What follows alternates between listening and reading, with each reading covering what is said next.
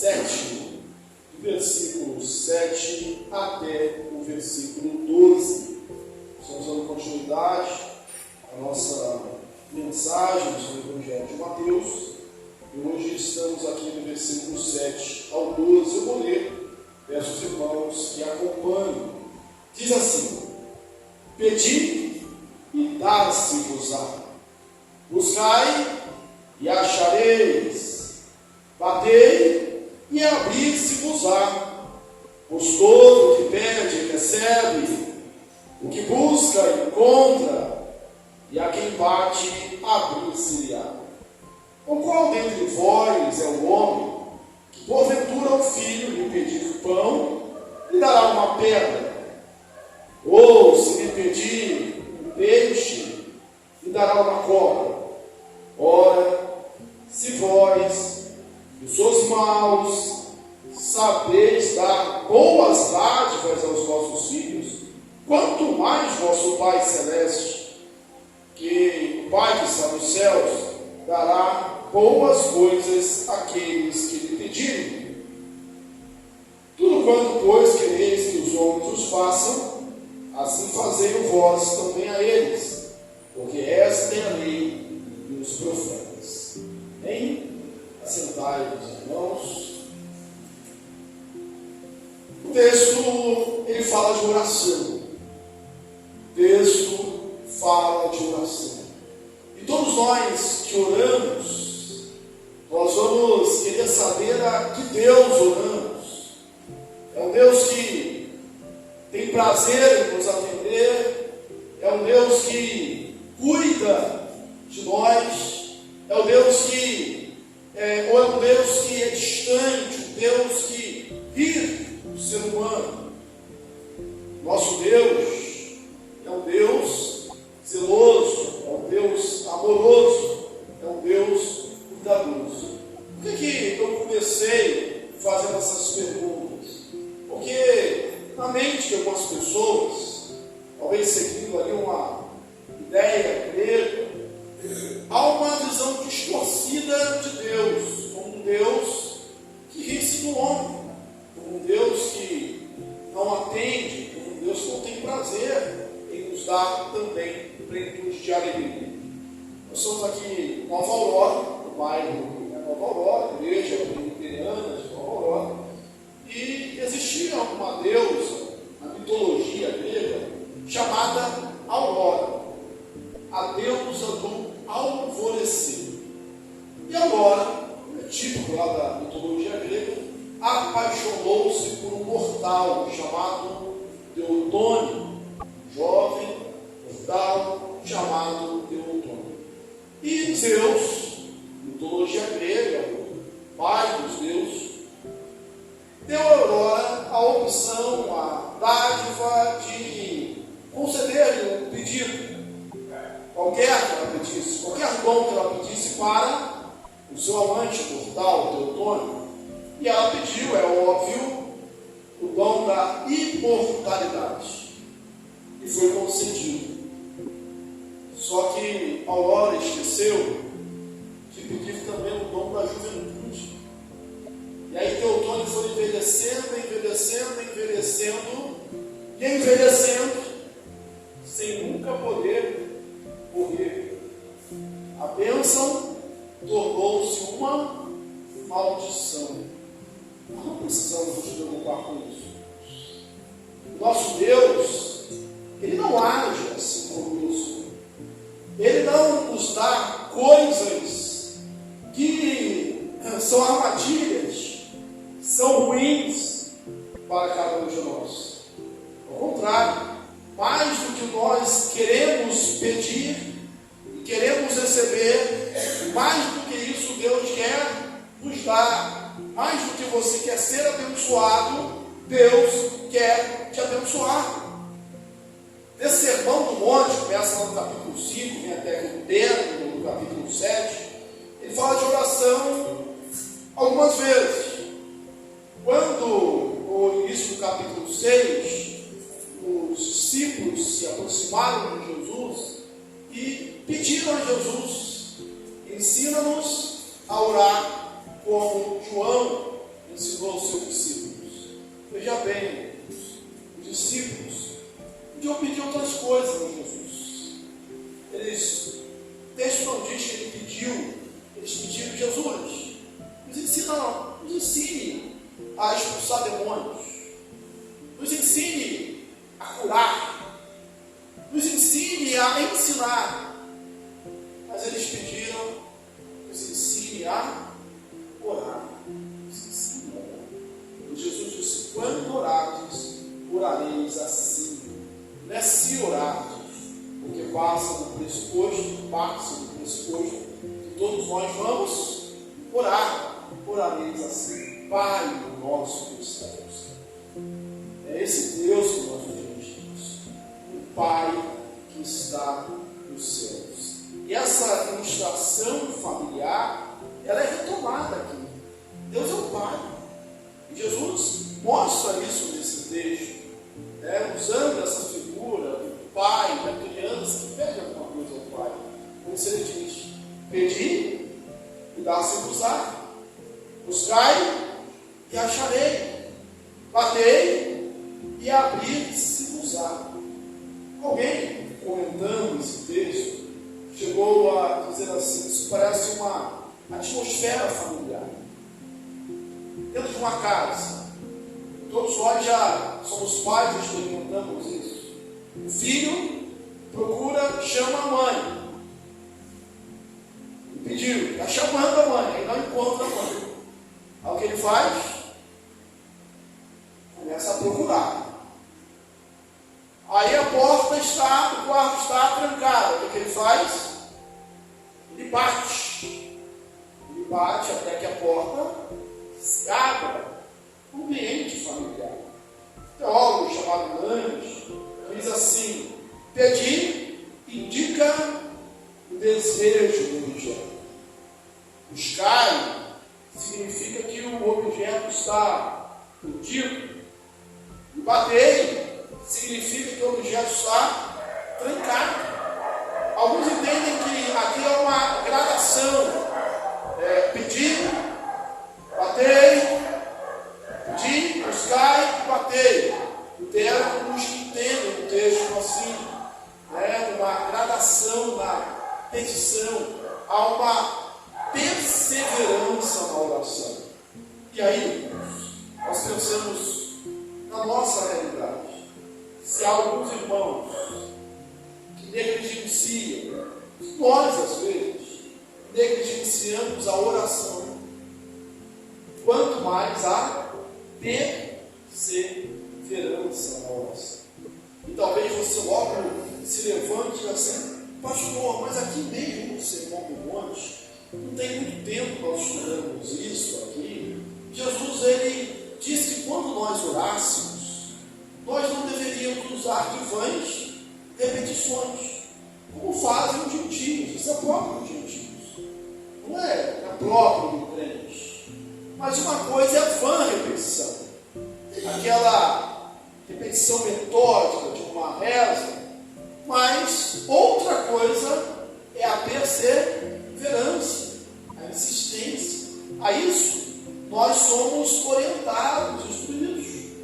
A palavra de Deus vai dizer lá em Colossenses, no capítulo 2, versículo 4, dizer para a gente que perseverai na oração, vigiando sempre com ações de graças, uma perseverança na oração, seja perseverança. Pedir. Pedir. Você está com um problema? Você está com uma causa? Você está com uma dificuldade? Peça. Se é uma coisa que nós não precisamos ter medo, irmãos, é de pedir alguma coisa a Deus. Porque Deus, Ele nunca vai nos dar algo que seja prejudicial a nós. Deus não vai usar para conosco de uma pegadinha, de uma armadilha, como os deuses gregos faziam. Ele não nos vai dar uma coisa que seja no final uma maldição. Ele nos dará, se for uma bênção para a nossa vida. Então, peça. Mas será que pedir e abrir se cruzar, porque é uma sequência. Para cada ordem, vai abrir. Busca, você vai achar. Bate, vai abrir a porta. Pede que vai ser dado. Busca que você vai encontrar. Bate que vai ser aberta a porta. E alguém lê apenas esse texto assim, ó, Deus está obrigado a responder a minha oração. E aí talvez você encontre naquele tipo de oração. Eu exijo. O Senhor prometeu. Agora o Senhor tem que cumprir. Isso não é perseverança. Isso não parece intimidade com Deus. Isso parece muito mais uma teimosia. Uma criança teimosa, rebelde, pirracenta. Pedir. Deus vai dar conforme a sua vontade. Mesmo porque esse é o contexto geral das Escrituras. A palavra de Deus vai nos dizer em Tiago 4, 2 e 3, assim: nada tendes, porque não pedis. Aí parece que Tiago sabe dizer depois, né? Pedis e não recebeis. Por quê? Porque pedis mal, para esbanjar os vossos deleites e prazeres. Não é necessário só pedir. É necessário pedir bem. Deus vai atender.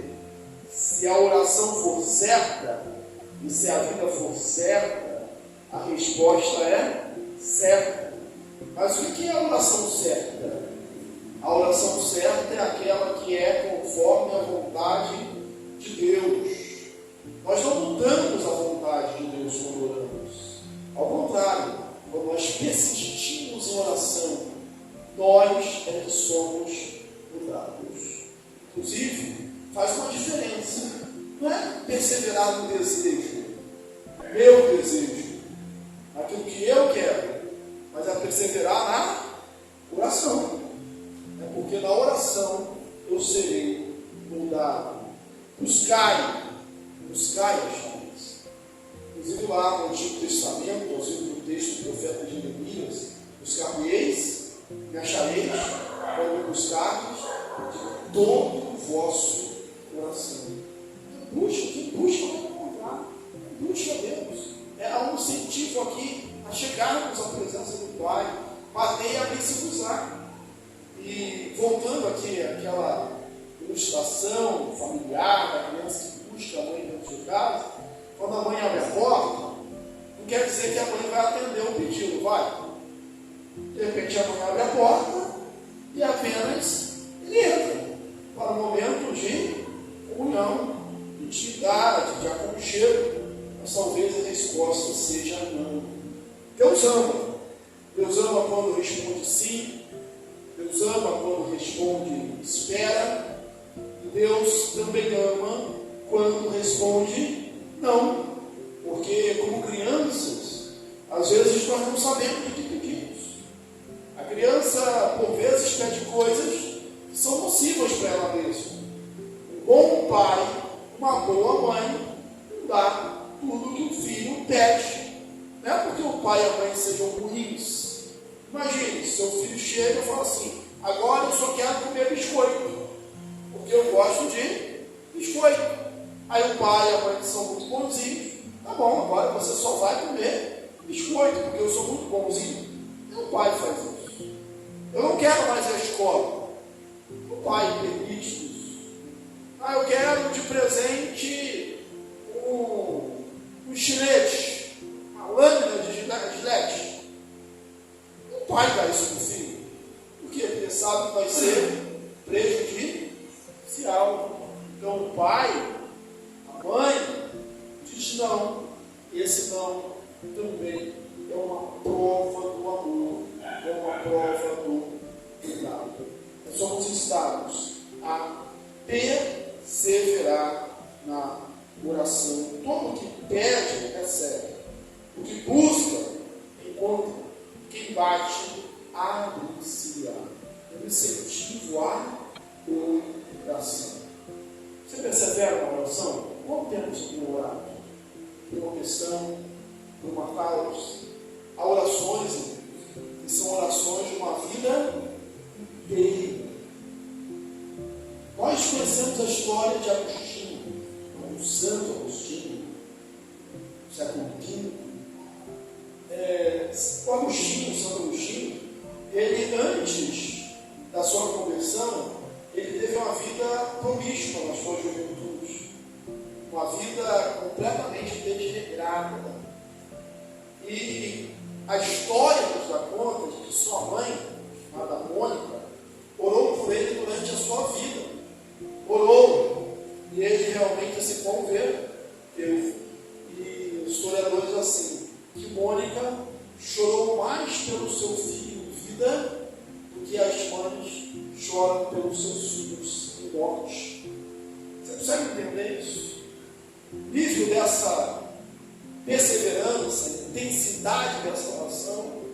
Você já viu uma mãe no velório chorando por um filho que é levado à sua juventude? A cena de cortar o coração, perdecê-los. E aí o historiador diz, olha, ela chorou pelo seu filho em vida. Ele vivo, mas longe de Deus, mais sua mãe chora pelo seu filho quando ele morre. Esse ou essa é a perseverança que nós devemos ter em oração. Quero trazer um outro exemplo da história. Certamente você teria muitos exemplos seus, pessoais para contar. Vamos falar da história. No século XIX, houve um homem chamado George Miller. Ele se dedicou a cuidar dos órfãos, fundou vários orfanatos. Mais de 10.000 crianças foram atendidas por ele.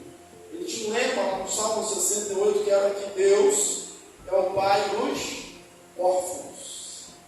E ele viveu a sua vida assim. Esse homem leu a Bíblia mais de 200 vezes durante a sua vida. No final da sua vida, quando o repórter lhe perguntou o que ele gostaria de fazer, antes de morrer, ele falou assim: lê a Bíblia mais uma vez. Lê a Bíblia mais uma vez. E esse homem era marcado pela oração. Ele tinha um caderno de oração, onde ele anotava os seus pedidos. E ele tinha mais de 50.000 orações respondidas. E no orfanato, uma vez, ele estava, as crianças sentadas na mesa, os voluntários ali, os irmãos da igreja ali, e não tinha nada para servir. Pratos vazios, copos vazios, tudo vazio. E o pessoal perguntou: o que nós vamos fazer? Vamos orar pelo alimento. É isso que a gente faz todo dia. Ele orou agradecendo. E quando acabou de orar, chegou um homem, dizendo: olha, a minha carroça quebrou aqui na frente do orfanato. Eu só tenho um jeito de trocar, consertar as rodas dela. Descarregando o leite que está nela. Vocês aceitam? Lógico. Chegou o leite. Passou um tempo, chegou o carro. O motorista disse: olha, nós fomos entregar esses pães, mas os pães passaram um pouco do ponto e não serve para vender. Então nós trouxemos aqui para o orfanato. Vocês aceitam? Lógico, nós aceitamos. A história do pão há duas versões. Um diz que foi isso que passou do ponto.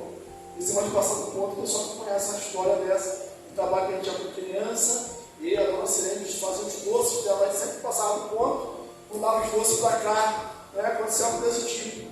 Mas uma outra versão é que o padeiro, o dono da padaria, não foi incomodado durante a noite toda para fazer os pães para aquele orfanato. Enfim, Deus é o Deus que atende a oração, mas sempre conforme a sua vontade. E aí, o Senhor vem e diz: qual dentre vós é o homem que, se porventura o filho lhe pedir um pão, lhe dará uma pedra? Se pedir um peixe, lhe dará uma cobra? E nós podemos pegar um terceiro exemplo, porque é o exemplo de Lucas, o mesmo texto paralelo. Ele vai dizer assim: qual pai, se o filho pedir um ovo, lhe dará um escorpião? Ele pega coisas que são parecidas, que há uma semelhança nas pedras com os pães cozidos, redondos. Isso a gente vê no exemplo de Mateus, no capítulo 4, a noção da tentação de Jesus. O diabo transforma essas pedras em pães, ele pega algo que é parecido. Então ele parece, mas não um pai vai mexer, vai trollar, vai encarnar, vai rir do seu filho pequeno, oferecendo uma coisa que parece, mas não é. Uma coisa que tem aparência, mas não mata a fome. Uma coisa que não é autêntica. Ao contrário, o pai vai fazer todo o possível para alimentar e alimentar bem o seu filho. Aí pega outro exemplo do peixe, uma cobra, que pode se parecer, especialmente na Bíblia, e se for esse o caso, texto de Levítico, capítulo 11, versículo 12, nas comidas, os judeus não podiam comer, estavam os peixes sem escamas e sem barbatanas, eram imundos. Então, era um peixe que você ofereceria, mas eu não posso comer. Algo que você dá, mas que seria algo que contamina. Não, o pai faz isso. Um pai humano faz isso. Para alguns, o escorpião parece, algumas espécies, quando eles descansam, que acolhem suas partes, seu ferrão, e ficam no formato oval. Ele fala assim: o pai vai oferecer no lugar de alimento um bicho peçonhento, venenoso, mortífero. Ele diz assim: vós que sois maus. Vamos ser discípulos. Todos nós estamos incluídos aqui. Veja bem que Jesus não disse: nós que somos maus, porque ele não era, mas o restante era. Vós que sois maus, sabeis das boas dádivas aos vossos filhos. Nós conhecemos isso. Às vezes há pessoas na sociedade que são um problema para a sociedade, que vivem à margem da sociedade, que são criminosos, mas que têm um cuidado todo especial com seus próprios filhos. Vocês que são maus, vocês sabem dar boas dádivas aos nossos filhos, quanto mais o Pai Celestial dará coisas boas àqueles que lhe pedirem. Deus vai te dar coisas boas. Sabe por quê? Você está pedindo ao Pai. Você está pedindo ao teu Pai. Ele vai te dar coisas boas. Ele vai te dar coisas que não sejam autênticas, coisas que não sejam verdadeiras. Ele vai te dar as coisas boas. Lucas, ele citando esse texto paralelo, Lucas, ele no lugar de coisas boas, ele diz: quanto mais o Pai Celestial dará o Espírito Santo àqueles que lhe pedirem. Porque o Espírito Santo é o doador de todas as coisas boas. O Espírito que habita em nós, o Deus é o Deus que nos atende, sempre que oramos conforme a sua vontade, sempre que aquilo que pedimos é bom para a gente. E no momento, por vezes a gente não entende, mas depois a gente já entendeu o não de Deus, ou espera de Deus. E a gente pensa: se Deus tivesse dado isso, talvez eu tivesse me afastado do evangelho, ou feito uma coisa errada. Deus fez as coisas exatamente como deveriam ser feitas. Nós vamos perseverando em oração. É verdade que quando a gente pede pão, Deus não vai nos dar uma pedra. Quando a gente pede peixe, Deus não nos dará uma cobra. Quando a gente pede um ovo, Deus não nos dará um escorpião. Mas será que a gente não tem pedido pedra, cobra, escorpiões nas nossas orações? Lá em Romanos, Paulo diz que o Espírito intercede por nós com gemidos inexprimíveis. E qual é a causa disso? É que nós não sabemos orar como convém.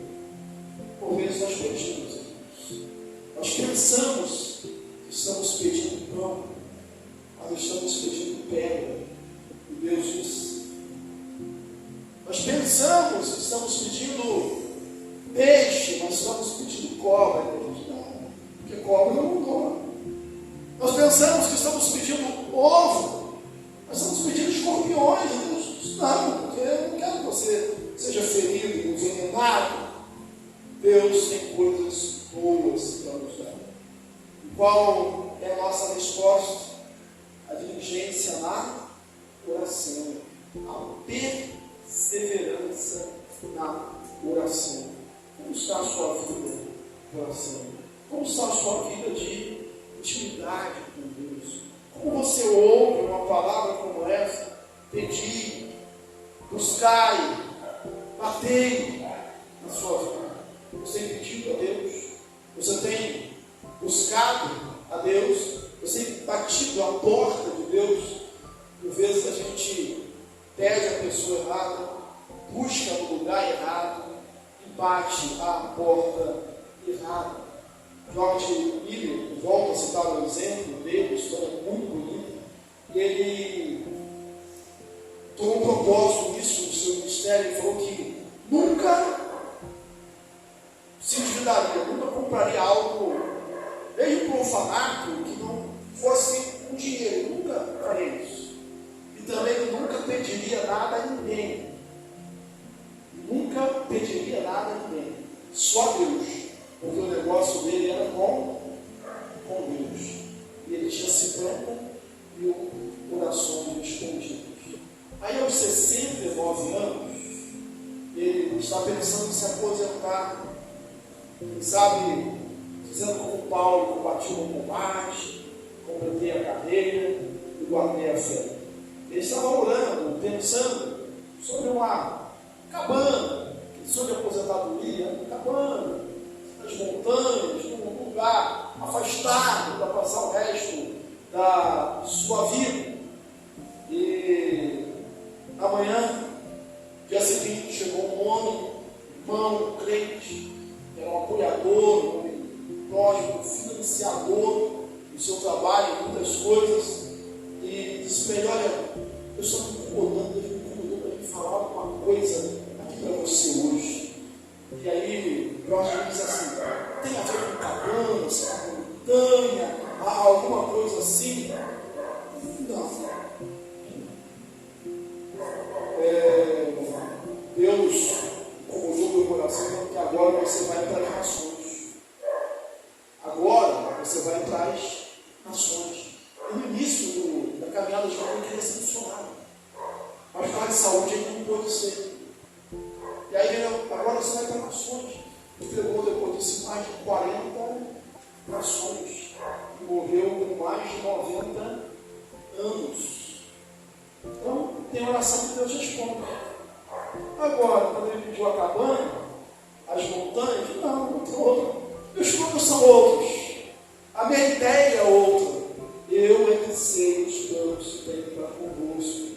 Plano de bem, não de mal. Plano de bênção. Deus tem uma história para cada um de nós. E aí o texto se conclui com uma ética suprema do reino.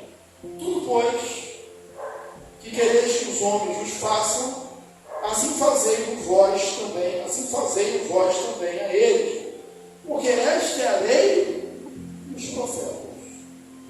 Antes, irmãos, a Bíblia, no Salmo 15, por exemplo, o homem que entrou no céu, estava no céu que foi praticado mal. Havia orientações assim, que é na lei judaica. Eu já falei aqui que havia 2 Natubos antes de Jesus, um chamado Hilel e outro chamado Shammai, famosos. O Shammai era mais literal, mais justo, mais lei. O Hilel era mais de graça. E aí, quando certa vez um homem chegou para Shammai, um gentil, disse assim: eu quero me tornar um judeu, desde que você possa me explicar toda a lei, enquanto fica equilibrado com o pé só. E aí o Shammai expulsou dali. E aí esse meu irmão foi para o Hilel e fez a mesma proposta. Ele disse: ficou com o pé só e disse: o que você não quer que os outros façam, não façam também. Esta é a lei dos profetas. Aprenda e siga aprendendo. Eu estou vendo no chão. Só que esse exemplo é o exemplo negativo. Você não quer que o outro te faça, você não faça também a ele. Né? Confúcio também vai dizer isso. Né? Ele diz, olha, a palavra que você está procurando é reciprocidade. Não faça aos outros aquele mal que você não quer que os outros te façam. Então, na história, né, já havia o exemplo negativo. Só que a palavra de Jesus, toda ela é, no Sermão do Monte, ela é melhor, ela é maior, ela é superior. Porque não fazer ao outro que eu não quero que ele faça é apenas uma abstenção, é apenas eu ficar aqui no meu canto. E ele fala o contrário, olha, como você quer que os outros os façam, fazer também a eles. É um exemplo positivo. Você pode proibir algumas coisas, a lei proíbe algumas coisas, mas ela não obriga as pessoas a fazerem bem, ela não obriga essa proatividade.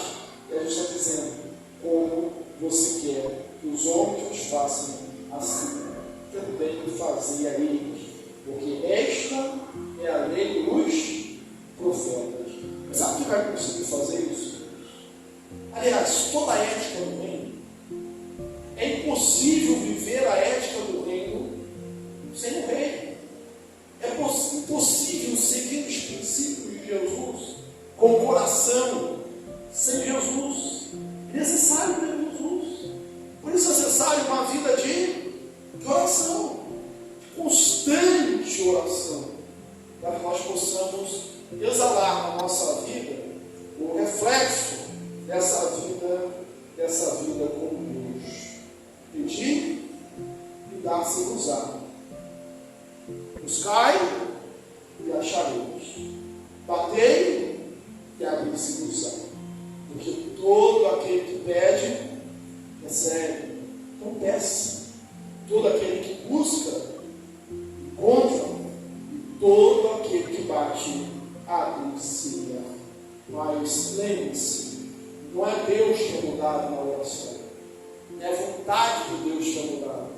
Somos nós que somos mudados na oração. Isso é um incentivo a pedir. Porque talvez eu não saiba o que pedir. Eu peço errado mesmo. Mas Deus nunca vai me dar pedra no lugar de pão. Mesmo que eu tenha pedido pedra sem saber. Deus nunca vai me dar cobra no lugar de peixe. Mesmo que sem saber eu tenha pedido uma cobra peçonhenta no lugar do peixe. Deus nunca vai me dar um escorpião no lugar de ovos. Porque Deus é o Deus que ama. O Espírito intercede por nós com gemidos inexprimíveis. Porque nós não sabemos orar como convém. Mas Ele intercede por nós. Nós temos o Espírito intercedendo por nós. Então peça, peça, peça. Sabe qual é a certeza? Que sermos ouvidos, respondidos pelo Pai,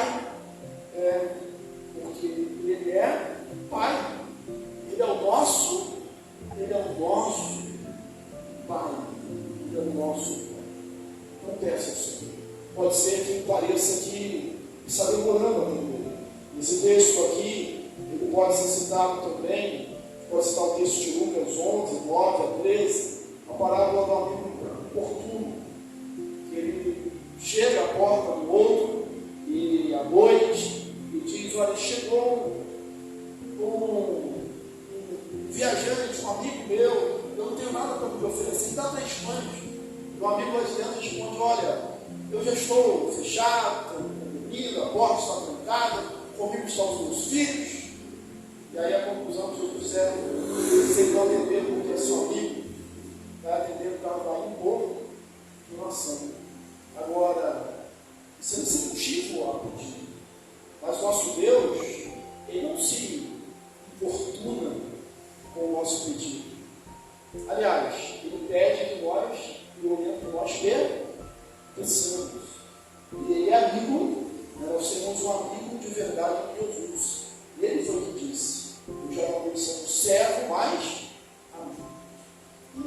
pouco mais adiante, Lucas 18, 1 a 7, há também a história de uma viúva também importuna.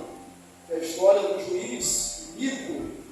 Essa viúva vai à porta do juiz para julgar a sua causa e ele, a princípio, não atende.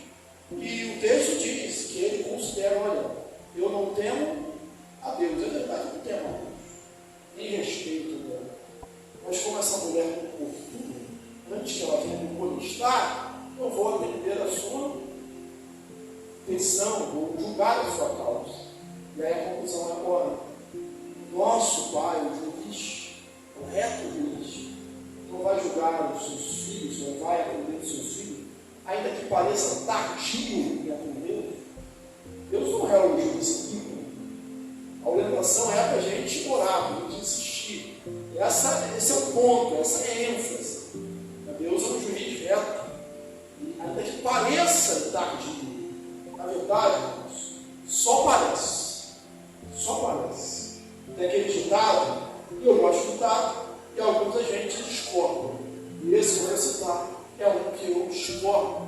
Que assim, Deus tarda, mas não falha. A outra parte é verdade, Deus não falha. Mas a primeira não é verdadeira, Deus não tarda.